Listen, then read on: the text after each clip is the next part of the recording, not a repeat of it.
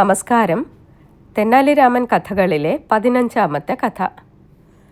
ദ്രോഹം ചെയ്യുന്നവന് നല്ല ശിക്ഷ കൊടുക്കണം. അതായിരുന്നു രാമൻ്റെ ഉദ്ദേശം.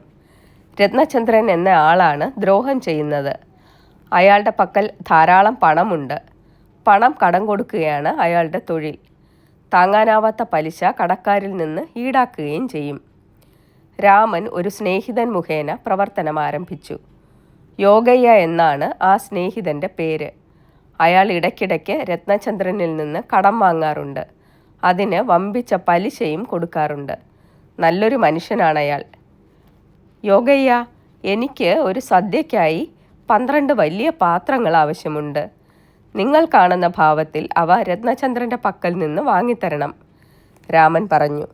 സ്നേഹിതൻ അപ്രകാരം ചെയ്തു.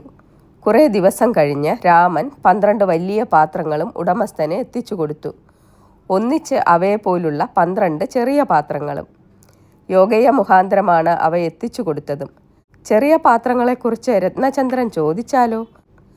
എന്തു പറയണമെന്ന് രാമൻ നിർദ്ദേശിച്ചിരുന്നു. പ്രതീക്ഷിച്ച ചോദ്യം ചോദിച്ചു കടം കൊടുത്തയാൾ. യോഗയ്യ, ഈ 12 കൊച്ചു പാത്രങ്ങൾ ഏതാണ്? അയാൾ അന്വേഷിച്ചു. നിങ്ങൾ 12 വലിയ പാത്രങ്ങളാണല്ലോ തന്നത്.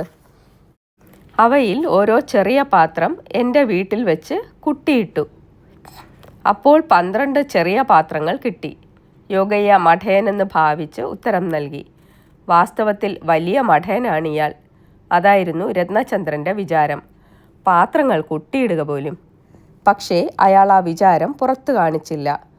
കൊള്ളലാഭം കിട്ടാനുള്ള വഴിയല്ലേ?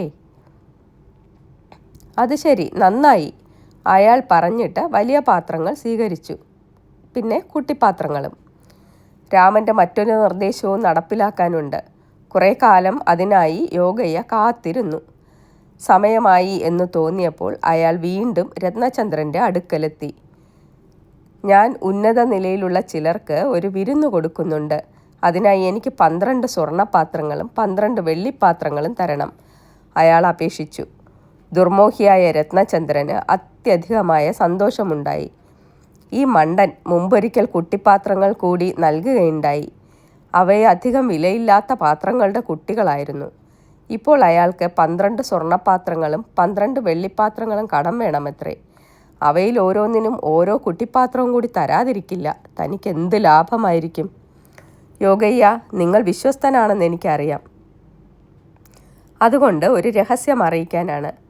നിങ്ങൾ ആരോടും പറയരുത് കേട്ടോ. 12 സ്വർണ്ണപാത്രങ്ങൾക്കും 12 വെള്ളിപ്പാത്രങ്ങൾക്കും ഇപ്പോൾ ഗർഭമുണ്ട്.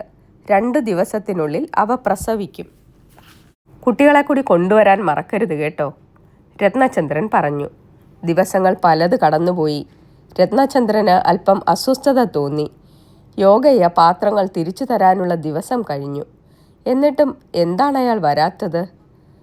ഏതിനും പോയി നോക്കി അന്വേഷിക്കുക തന്നെ. അയാൾ യോഗയ്യയുടെ വീട്ടിലേക്ക് ചെന്നു. ചങ്ങാതി, എൻ്റെ പാത്രങ്ങളും അവയുടെ കുട്ടികളും തരാത്തതെന്ത്? അയാൾ ചോദിച്ചു. യോഗയ്യയുടെ ഉത്തരം ഇതായിരുന്നു. ദുഃഖകരമായ ഒരു കാര്യം അറിയിക്കാനുണ്ട്. നിങ്ങളുടെ പാത്രങ്ങളെല്ലാം തന്നെ പ്രസവ സമയത്ത് ചത്തുപോയി. തള്ളമാരുമില്ല, കുട്ടികളുമില്ല. കഷ്ടം.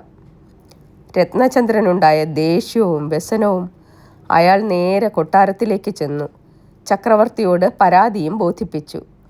ചക്രവർത്തി യോഗയ്യയെ വരുത്തി. വിവരങ്ങൾ മനസ്സിലാക്കിയപ്പോൾ ചക്രവർത്തി വിധി കൽപ്പിച്ചു. പാത്രങ്ങൾ പ്രസവിക്കുന്നുവെങ്കിൽ അവയ്ക്ക് ചാവുകയും ചെയ്യാം. രാമൻ്റെ കൗശലമാണിത്. അക്കാര്യത്തിൽ ചക്രവർത്തിക്ക് യാതൊരു സന്ദേഹവും ഉണ്ടായിരുന്നില്ല. നന്ദി.